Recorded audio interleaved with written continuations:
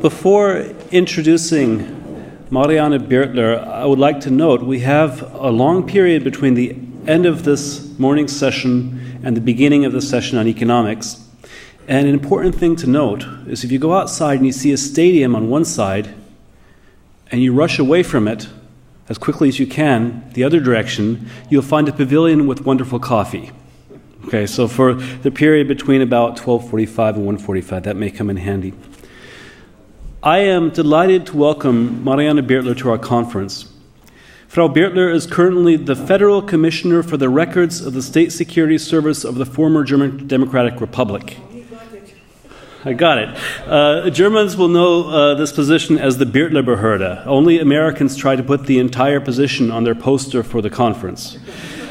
As I mentioned already this morning, this position is hardly a position for a shrinking violet. The commissioner oversees a huge body of material from the old state security forces in the GDR, material that involves millions of citizens from the former East, as well as many citizens from the West, and, of course, many from politicians who are operating at present. To say that the administration of this material is controversial is to understate the point. The commissioner, first Joachim Gauck, now Frau Birtler, is ever again in the center of controversy as questions are asked about the release of information, about citizens, about its reliability, and about its political effect. This position requires a person with a strong sense of moral, ethical, and political responsibility. It also requires a person with a thick skin for criticism. Frau Birtler was born in the Friedrichshain neighborhood of Berlin in 1948. Pardon me. She was part of the revolution of 1948, indeed. After school, she studied foreign trade with the aim of working in that area for the East German state. But then in the mid-70s, she began training as a catechist and parish worker for the Evangelical Church, that is, the Protestant Church. We have to recall the special position of the Protestant Church in East Germany.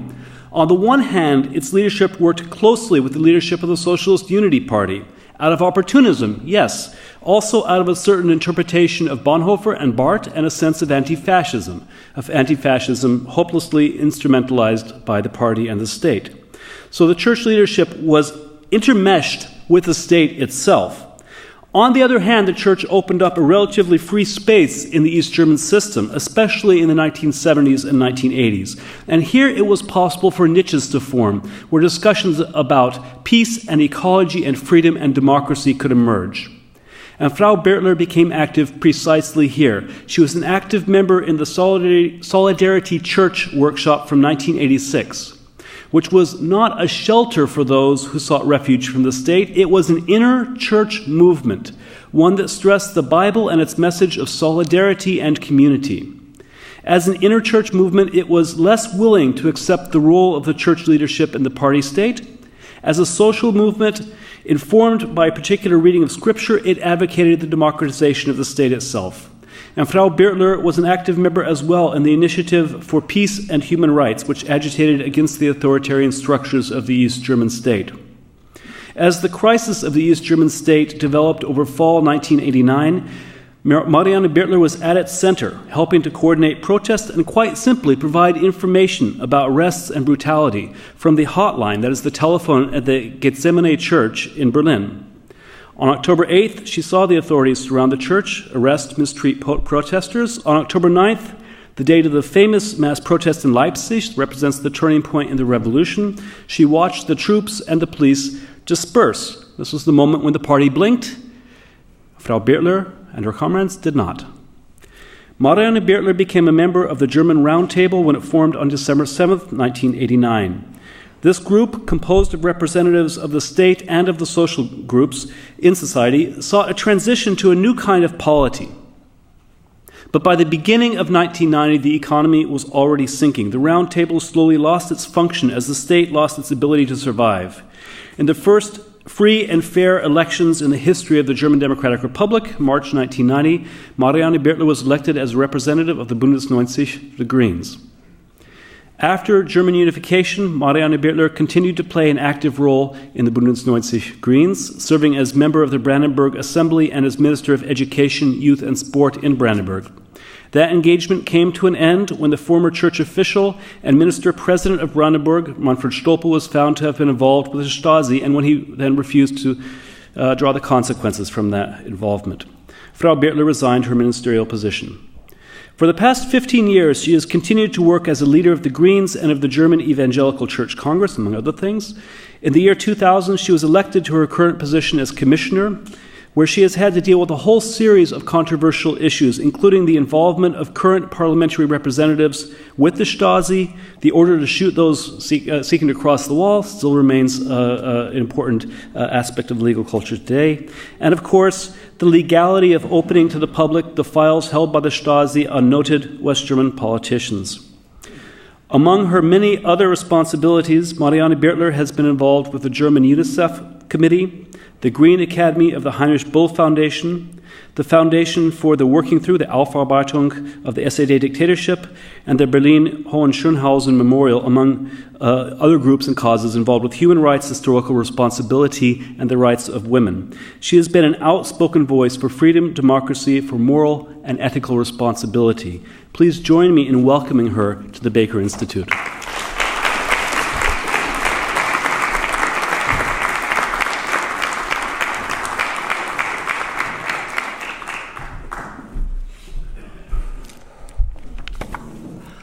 Ladies and gentlemen, first of all, I would like to thank you for the honor to being invited to speak to you here on this special occasion, 20 years after the fall, 1989, which changed not only Germany, but all of Europe. Before I start, let me, due to my bad English, say sorry for not being able to speak to you freely and to answer questions in English spontaneously, as I do in German. I'm going to start with some personal memories and impressions of the days and weeks in fall 1989. After that, I would like to explain in more detail how Germany addresses its GDR past. The main point of my statement will be to try to make it clear how we use the files of the former State Security Service and what effects that has on our society. But first, back to the fall 1989. Most people in the world remember the pictures of the fall of the Berlin Wall, and they regard this day as the most important, the key event that brought freedom and democracy to the East German people. Well, it was really a big day and an unforgettable night. But, as Markus Meckel and Philipp Selikow said, not the fall of the wall brought freedom and democracy. It was the other way around. The freedom that the people had demonstrated and fought for in the months and weeks before was the precondition for breaking down the wall. Of course, not only in the GDR. The wall came down in summer on several places. In Poland, when Solidarność triumphed. In Hungary, when Imre Nagy was honorably buried in Budapest, or when the Hungarian government cut the barbed wire. In the Baltic countries, when in August 1989 a 600-kilometer long human chain through Estonia, Latvia and Lithuania reminded of the Hitler-Stalin Pact 50 years ago. And if you ask those East German people who were part of the civil movement of the GDR, they all will mark the days from 7th to 9th of October as the most important and decisive day, when many thousands of people demonstrated facing heavily armed police and security forces, while a lot of people were already imprisoned. This morning we heard that the key event was Leipzig, and I say it was Plauen,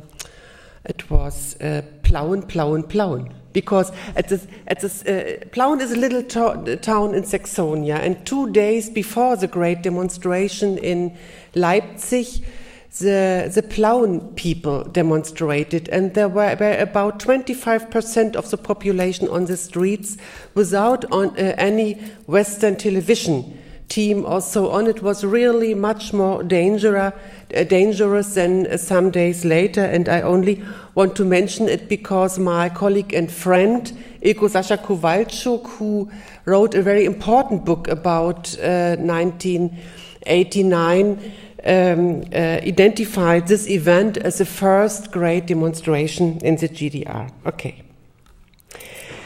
The Monday no one know how this would end, all the demonstrations and protests. We all remembered very well the news from Peking 3 months before, when hundreds of non-violent students were killed by the armed forces. Remembered too that Egon Krenz, a leading politician of the GDR, had welcomed this. The SED sent a delegation to Peking to ensure the Peking military and the solidarity of the GDR government. The Monday demonstrations in Leipzig had become stronger with each passing week, beginning with prayers in the large city center churches and spreading to the Ring, the major street surrounding the city center. In many other cities, thousands of people came together, primarily in churches, the only places available for such gatherings. Most of those who met there were not Christians. They came to meet kindred spirits, to have access to information, and to share their hopes and fears.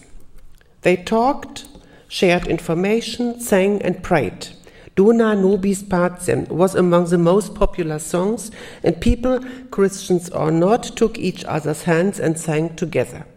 Perhaps one reason there was no violence on the part of the demonstrators was the people who join hands and stand shoulder to shoulder while singing Dona nobis pacem can't pick up and throw paving stones.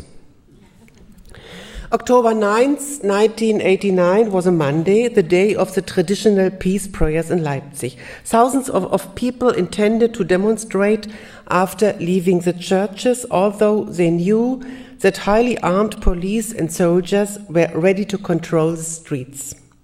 I spent this evening in the overcrowded Gethsemane Church in Berlin, where thousands of people met like every evening. Also, it was a little bit difficult to get there because police and security had blocked off the streets around. We waited for news from Leipzig. During the day, we had got information about closed schools and kindergartens there, from hospitals in emergency status, from units of stored blood kept in stock. Finally, after hours of fear, of sorrow, we got this good news. 70,000 Leipzig people were unmolested and demonstrating. Police and army had retreated. We in Berlin felt relieved and enthusiastic and went out. Like in Leipzig, the streets around the church in Berlin were suddenly free of police forces and illuminated by hundreds of candles from the neighbors. Later in the evening, someone climbed up the church steeple and rang the bells. They had given way. We were free, or seemed to be free. 4 weeks later, at the 4th of November, some 100,000 people demonstrated in Berlin for freedom and democracy. I had the honor to be among the speakers, and my subject was the violence of police and security some weeks before. There were still people in prison that day. A few days later, the wall came down. 1 year later, we celebrated the German unification. I hope very much to have made it more plausible that we, people of the former GDR opposition, insist on the 9th of October to be the decisive day, the key date of the democratic revolution in the GDR. Now, 20 years later, not everyone looks back feeling lucky and thankful. More than a few of those who lived in the former GDR are disappointed. Of course, most of the East German people welcome the development of the last 20 years. They use their opportunities and esteem freedom and democracy. But an important minority doesn't. Perhaps disappointments were unavoidable. The more, over 40 years, people dreamt of the free, rich and promising Western world, the more they were disillusioned by reality. My predecessor Joachim Gauck put it this way: we dreamt of paradise and woke up in North Rhine-Westphalia. Nearly 20 years after the democratic revolution in the GDR, numerous external signs of the decline of real socialism have gradually faded from view. As I mentioned, most of the East Germans, particularly the younger generation, take democracy and an open society for granted. Even the natural environment is making a slow recovery. The past summer, I was able to swim in a lake in which swimming was strictly prohibited only 20 years ago. My colleague and friend Ilko Sascha Kowalczyk, who wrote this mentioned book, added some jokes from GDR times in this book, and one of them was, in der DDR war alles grau, nur die Flüsse waren bunt. In the GDR, everything was grey, only the rivers, they were colored. But other, less visible damage caused by the dictatorship cannot be remedied by construction measures and will remain perceptible for a long time to come.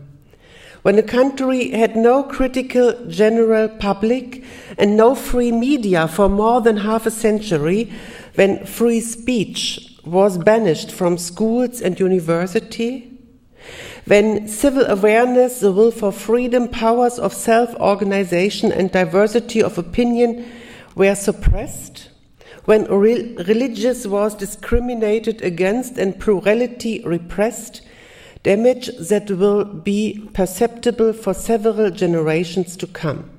The gradual repair of this damage requires not merely patience, but also dedicated effort and enlightenment. The Germans have taken and are taking various steps to meet this challenge. Institutions concerned with the SED dictatorship and the legal basis on which they were established are mostly a result of the civic commitment of the East Germans. I would like to give you first some general information on activities and measures as well as challenges or problems on this field. After that, I will focus the work of the Federal Commissioner for the Records of the State Security Service of the former German Democratic Republic, or abbreviated BSTU. Please, not Birtler-Behörde or Gauck-Behörde. We don't like it so much. First, the Enquete-Kommissionen, in English, inquiry commissions or study commissions. In 1992, primarily on the initiative of East German members of parliament as Markus Meckel, the first all-German parliament passed a resolution on the formation of a study Enquete-Kommission to address the history and consequences of the SED dictatorship in Germany. Debates concerning the range of tasks of this commission were already quite heated.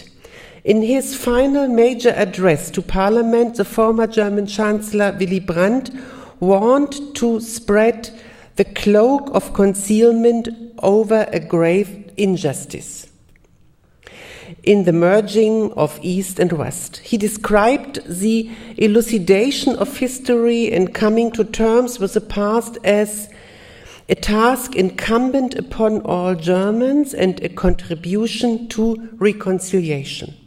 2 years later, the Commission submitted its comprehensive initial report which comprised approximately 300 pages, along with records of 3,000 pages, huh? Okay.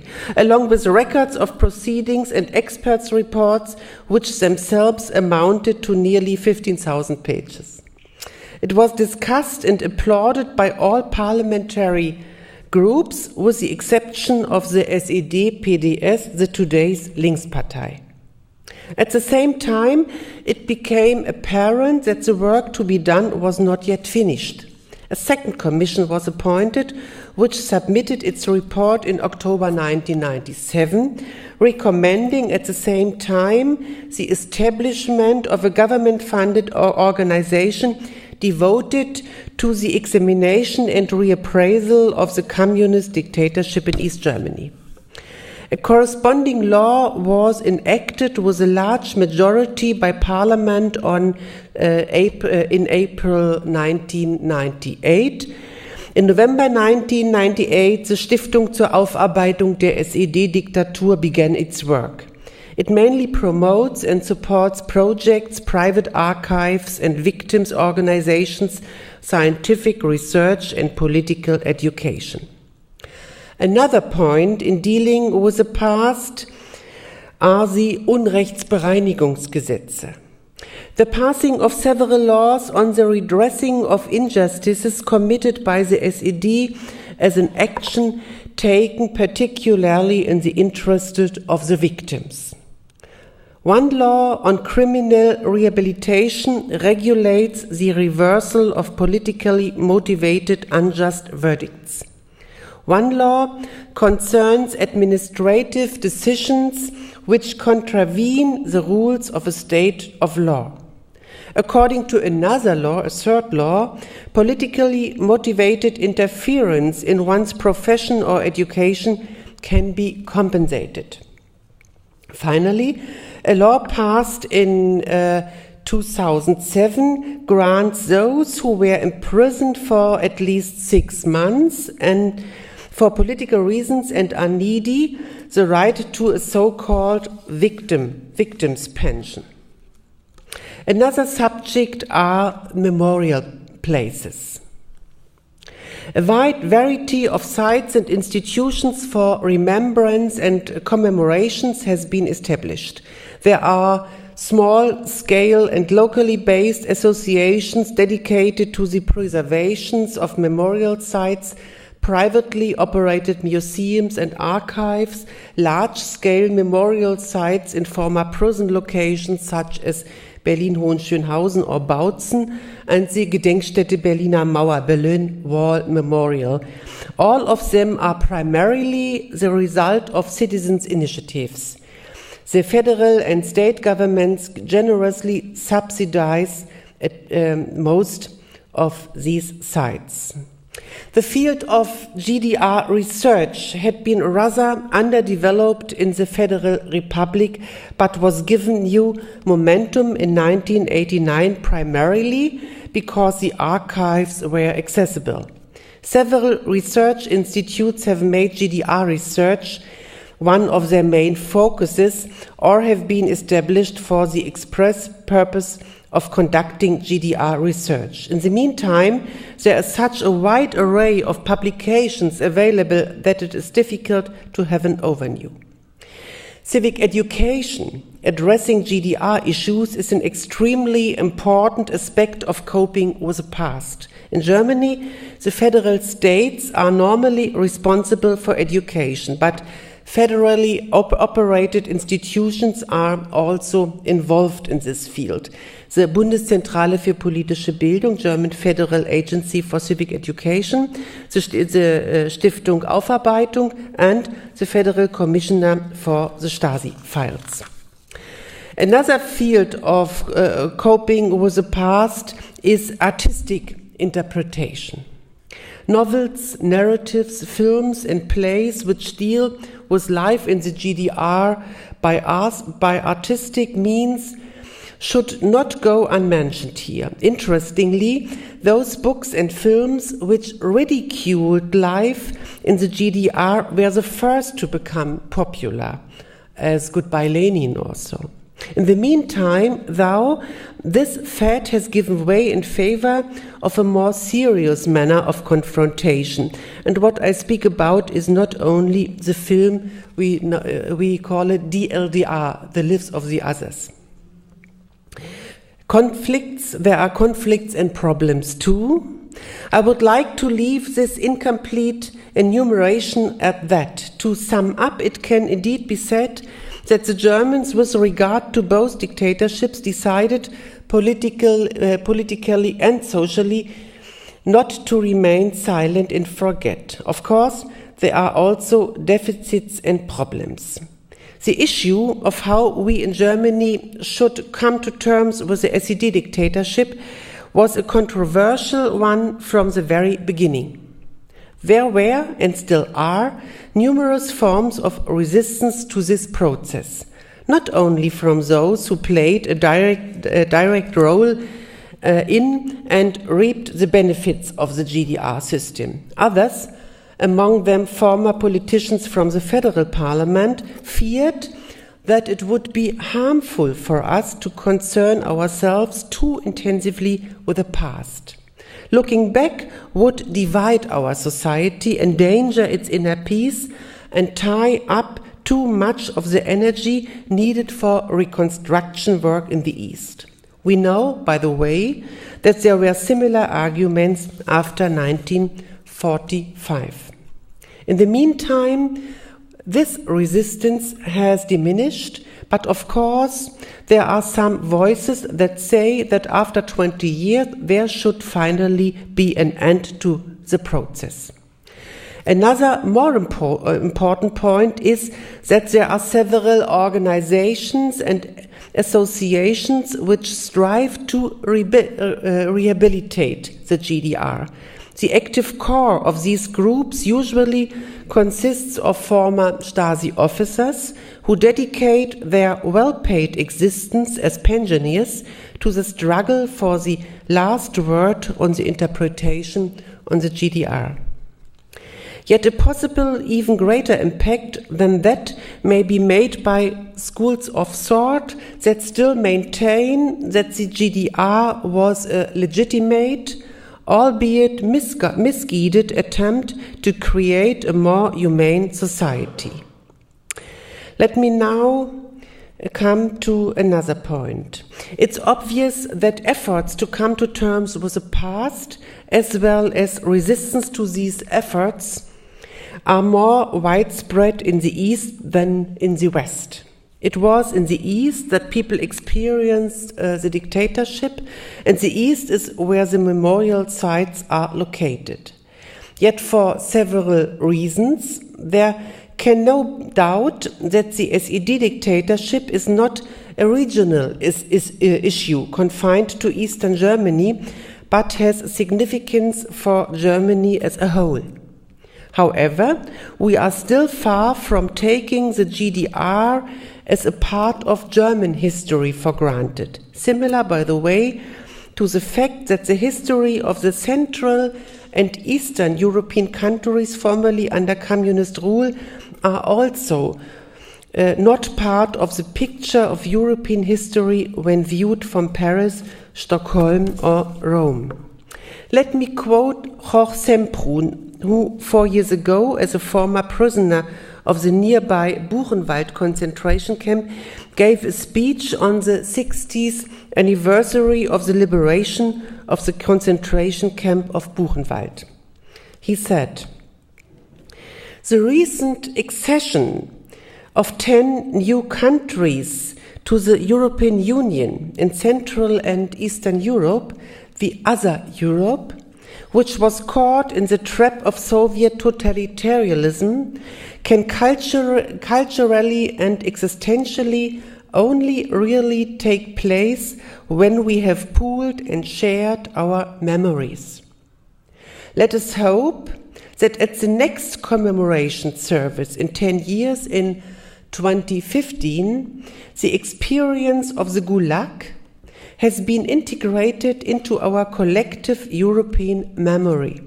Let us hope that Narratives of Kolyma by Varlam Shalamov will have taken its place alongside books by Primo Levi, Imre Kertész, or David Rosset. On the one hand, this would mean that we would no longer be paralyzed on one side, and on the other, that Russia will have taken a decisive step on the path to democratization. End of quote. Another issue, which is hard to accept for many people, is the fact that the responsible party officials leading Stasi officers of the state security and other important aiders and abettors of the dictatorship went mostly unpunished. This is based on the so-called Rückwirkungsverbot, the prohibition of ex pro facto laws. A deed can only be punished if it was defined by law as a criminal offense before it was committed. This principle of law is indispensable for democracies. However, it has fatal consequences when applied to crimes perpetrated by a dictatorship. In the GDR, for instance, there were several laws which provided the basis for people to be discriminated against and persecuted in violation of human rights. Let me also mention another aspect that is a constant source of annoyance, particularly for the victims of the dictatorship.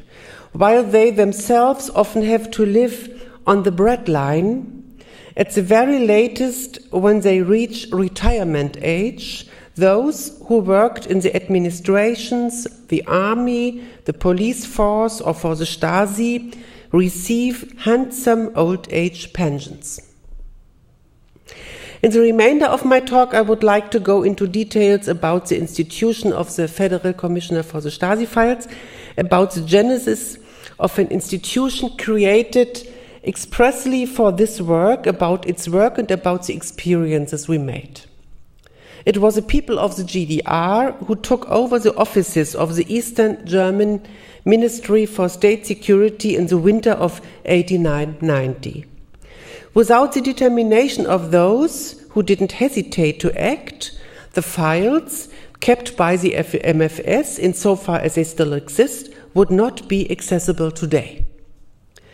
Yet the Institute for Stasi Documents does not only owe its existence to civil courage, it is also the offspring of the rule of law in the Federal Republic. It was this successful combination of the spirit of the democratic revolution and the rule of law, developed in the Federal Republic over 40 years, that led to the success of this institution, for which there was no role model anywhere in the world. With the Stasi Records Act, new ground in jurisprudence was broken. Never before had files maintained by a secret police been made accessible to the public. The original plan of both the governments of Lothar de Maizière and the government of Helmut Kohl, the original plan to hand the MFS records over to the German Federal Archive was abandoned after protests in favor to a specific legal regulation. There were several reasons for this decision. Because of the illegal nature of their compilation and the fact that they were particularly worthy of protection, the MFS documents required more stringent rules for their storage and use than normal administrative or party files do. At the same time, they had to be made accessible promptly and without retention periods. They had also to be safeguarded from political influence and from misuse in a manner which would seem credible to the general public. This meant, among other things, having an independent commissioner elected by the German parliament and not being supervised by a government ministry. Meanwhile, the Stasi records law has stood the test in spite of all the prophecies of doom. The sheer quantity of files in our archives is difficult to imagine. They encompass approximately 158 kilometers of documents, including 39 million file cards. In addition, there are approximately 50,000 sacks containing torn documents, which, when they have been reconstructed, will amount to an additional 4 or 6 kilometers of files. Moreover, there are approximately 1.6 million information carriers, photos, videos, electronic data media in our archives, and so on. One of the most important intentions of the law is to give every individual citizen concerned the right to access to their files, to find out if they have been investigated, manipulated, or persecuted. People also have the right to be informed about the identity of the informers who had spied on them and gave the information to the Stasi. So far, 1.7 million people have availed themselves of this right.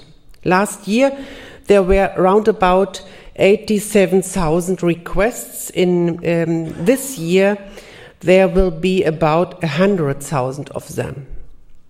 When the Record Act was discussed in the German Bundestag, many politicians feared that the right to have insight into the files would cause retaliation and revenge or a social climate of hate. But no such thing happened. People who had to learn about the treachery of their colleagues, close friends, or even relatives remained level-headed. The significance of this insight into the files needs hardly to be further explained. The victims of the dictatorship are given back their individual sovereignty when they find out the truth about their personal history and can freely decide how to deal with this knowledge. They are placed in a position to reclaim their own biographies, as my predecessor put it. But even beyond this specific issue, the confrontation with one's own file, even the consideration of whether one wishes to concern oneself with it at all, is part of dealing with history. In this context, the Stasi Records Act has brought about hundreds of thousands of individual confrontations with the past, along with countless discussions among families and friends about the benefits and drawbacks of the inspection of records or about the content of the documents themselves. The checks of public service employees to find out previous unofficial collaboration with the MFS, often called lustration, have often been the focus of public attention in the past few years. The debate surrounding possible Stasi connections by public figures is among the topics the media like to seize upon. Yet the era of spectacular disclosures is nearing its end, a fact which I consider a welcome development because the sensational aspect of the matter has often distorted one's view of important and interesting details. I would like to point out that the Federal Commissioner makes no decisions on these matters. We only give information if there is evidence in the files about collaboration with the Stasi. We don't evaluate, we don't judge. The legal possibility for conducting these checks on public service staff was subject to a time limit up to the end of 2006. Since that time, it only applies to a small group of people in particularly important public functions. Researchers who need the Stasi files for research purposes often find, to their disappointment, that the procedures are more difficult than in other archives.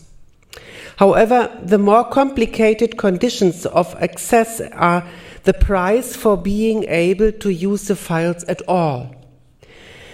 This was laid down by the Federal Administrative Court in connection with a legal dispute that lasted for many years involving the release of documents concerning the former Chancellor Helmut Kohl.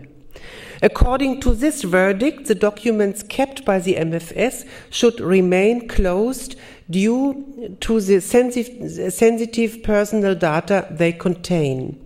The only exception, the court said, the only exception to this principle would be for the purpose of coming to terms with the dictatorship and subject to stringent conditions in terms of data protection. These stringent rules could be slightly liberalized due to an amendment passed in 2007. In principle, however, certain restrictions on access will remain for a longer time. These restrictions, however, have not reduced demand. From year to year, the number of applications from the fields of research and media has been on the increase. In 2008 alone, more than 1,400 inquiries were received, some of which require highly comprehensive research. Not only does our institution release documents to external researchers, it also has its own research division in which 12 scholars are currently employed. On the one hand, research conducted by the BSTU is necessary because files are not yet available to the general research community due to the data protection. On the other hand, it performs service functions by enabling external researchers to draw on the results of their basic research. However, the BSTU's research is not aimed merely at the mechanism of power and repression. It is equally important to describe what day-to-day life was like under the conditions imposed by a dictatorship, how people adapted to these conditions or utilized certain freedoms, how some became traitors and others refused to cooperate with the MFS. The Stasi files not only tell of shame and treachery, but also of moral courage and self-respect. Without these reports and stories, partly from the 40s and 50s, these times would be forgotten. And they are really a great value. First, because people who opposed the communists and often kept imprisoned for many years must not be forgotten. And second, we ourselves need these stories because they serve us as models for bravery and decency. In addition to this, the MFS documents comprise an indispensable source of information on many other issues and are sometimes even the only source. The BSTU has also the legal mandate to spread historical and political knowledge of the second dictatorship in Germany and to inform the public about the structures and the mode of operation of the MFS.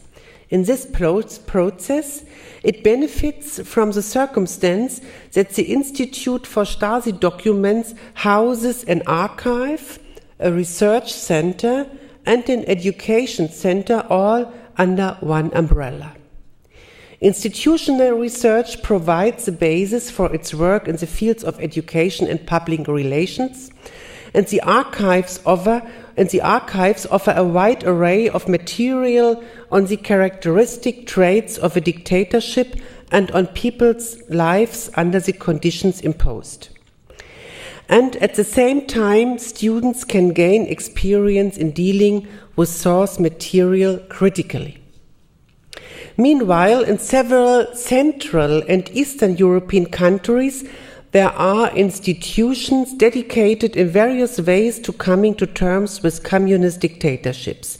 In December 2008, institutions from 7 countries, Poland, Hungary, the Czech Republic, Slovakia, Bulgaria, Romania, and Germany, formed a network to link our work and exchange practical experience. The aim of this network is to research the system of communist rule and particularly that of communist secret police forces, not just in relation to the individual countries involved, but in their international interdependencies. Ladies and gentlemen, I'm coming to the end. Sometimes people ask me, why we spend such a lot of money and time on dealing with the past. Perhaps you can find the answer in a German saying, a half-truth is a full lie. I'm sure that a nation only has the right to be proud of its successes, efforts and achievements if it doesn't refuse to look at the other side of the coin regarding those historical episodes which make us blameful or sad. I'm deeply convinced that living with history and trying to come to terms with the past is very important in order to become or to stay a free, democratic and self-confident society. I'm looking forward to your questions or remarks, and thank you very much for your kind attention.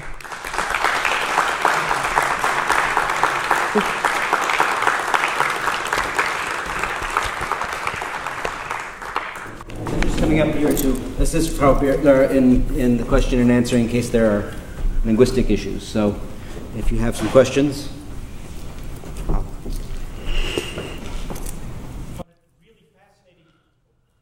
Very fascinating what you told us. I was wondering, from your perspective, if you imagined your office and your archives like providing us an old map of Africa. The old maps of Africa had a lot of areas that were white and blank. Right now, from your perspective on the archives, where are the biggest gaps in the archival material that you're most active and you feel have the most value to be found if they are still available? It's hard. It's very hard to say how much of the files is missing. Is this the point of your question? Because we can't count what we don't have. The most lack ist in this, ich glaube, ich mache das auf Deutsch und Sie helfen mir. Ja.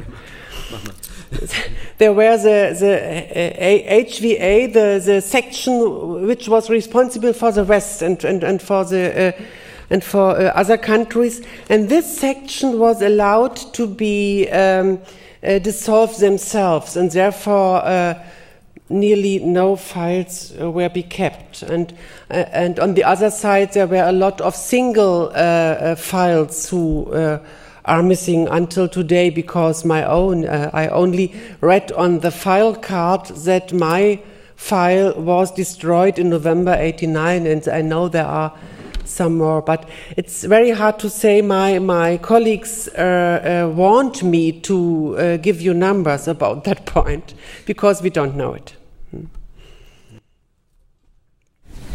I have a question. After the Second World War, Nazi symbols have been forbidden in Deutschland and in many European countries. Parties associated with Nazism are forbidden, and people with Nazi past are still prosecuted these days. Why the same thing didn't happen with the communism, and what must happen in order for communism to be put alongside the Nazism? The first step would have been in 1998 to forbid the SED, but they didn't. They exist until today, and if I don't forbid the party, I cannot forbid its signs. In my eyes, it was a great mistake to do not forbid this party, but you can korrigieren? You can correct. You can correct it 20 years later. Excuse me, so the question is, what must happen? What, in your opinion, do you think would possibly trigger the process, even delayed? Do you think it's too late, or do you think that something still can be done to prevent the horrors of the communism to repeat again? I think the most important point is information in all fields, and perhaps also in West Germany and in West Europe or in the United States, because there are a very lot people who until now, I mentioned it before, who until now see the GDR as only misguided trial to build a better world, but they don't see that the former years, the first time of the GDR was a most cruel and bloody time. It was a dictatorship from the early beginning, and a lot of people ignore that. There is a short time before there was a public discussion about the question: is it correct to call the GDR ein Unrechtsstaat? A lot of people, also liberal people, told that we should mention the GDR in this way. So there are a lot of important discussions die wir noch vor uns haben. That we still have in front of us. Yes. Okay. Let's take one more question and then take some time to take a break. Jeff, do you? Thank you, Frau Bitter. That was a fascinating speech. Along the same lines, but perhaps a few steps removed from your everyday work, on the question of memory. I mean, to pick up on the last question, one of the ways that a people can prevent making the mistakes of the past is to be confronted constantly with that past. And I've always been struck in Western Germany at how prevalent the memories of the Third Reich are and the consequences of that regime. First and foremost, in my mind, in the Reichstag, the seat of German democracy, there's still graffiti from Soviet soldiers who conquered Berlin in 1945. I can't think of any other place in the world where a national institution bears the signs of such a catastrophic defeat. And I wonder, there's been a criticism that many of the memory-evoking buildings and places have been sort of wiped clean in Eastern Germany, that it's hard to find things that remind one of the SED regime. The wall, for the most part, is gone. What would you think are the most significant instances in Eastern Germany where people are brought to, in a sense, a confrontation with the past in a way that helps them work through it? Yes, I hope I had explained it before. There's a Stiftung Aufarbeitung. There are a lot of excuse please. I will switch to German. Perhaps you can help me. Ich glaube, ich habe das deutlich gemacht. Es gibt bestimmte Institutionen, die sich mit der Auseinandersetzung beschäftigen, aber wichtig ist natürlich, dass in der Politik und in der Bildung die Notwendigkeit gesehen wird, sich von der DDR zu distanzieren. There are specific institutions that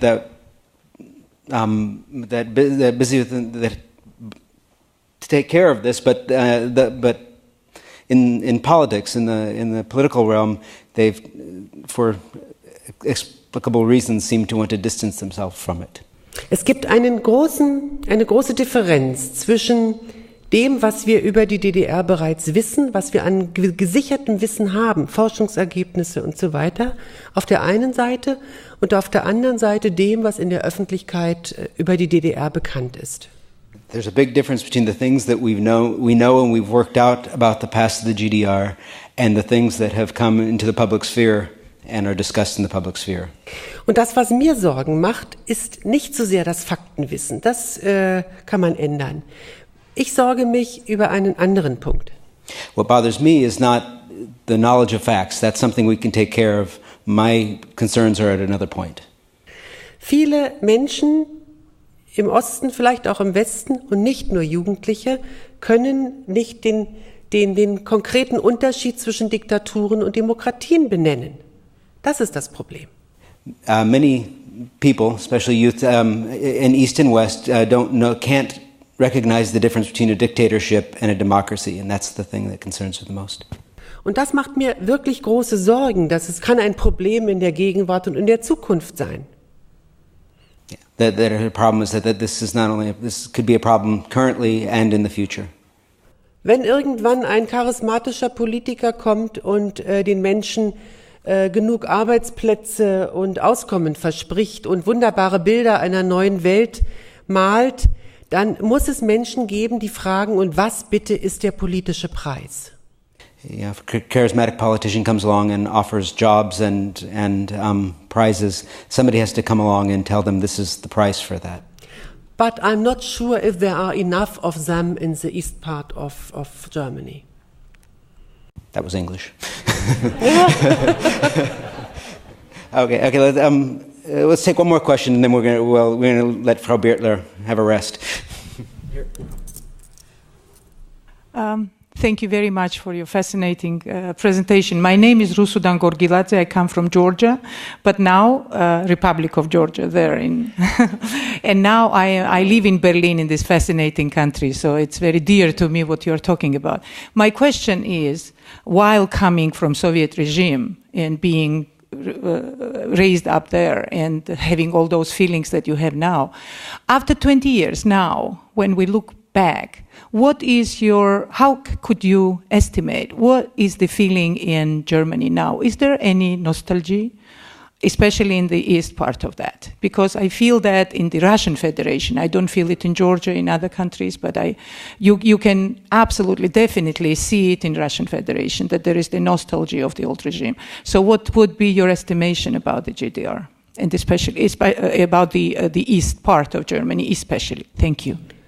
Of course, there is a lot of nostalgia. I cannot say how much there is. It depends on the questions which were asked in polls and so on. It's hard to say, but it is a big problem. I see it in the same way as you, and it's not only in the GDR, it's also in Poland or other countries. And I don't know, maybe there are some or several reasons for this. Most reasons I see in the past of the GDR, when people couldn't learn living in the freedom. I sometimes compare it with the old story of the people of Israel, which was in the slavery of Egypt, and they dreamt of the promised land and of the freedom. And when freedom had come, it was a desert, and promptly they longed for the past. Wären wir doch bei den Fleischtöpfen Ägyptens geblieben, bei den Krippenplätzen, bei der Vollbeschäftigung, bei den billigen Mieten. You understood that. And in the same way, if you put a bird in was heißt Käfig? Cage. In a cage, and he lives there decades and decades, and then you open the door. He will go out and fly one time around, and then go back into the cage. Because he is anxious. He don't estimate the freedom, because we all, perhaps you and also me, see freedom as a wonderful thing, but there are a lot of people who fear it, because it demands of them self-responsibility, activity, and we shouldn't think that all people see freedom as the most attractive good in our world. Was it understandable? That was very okay. Thank you. Let's please join me in thanking me.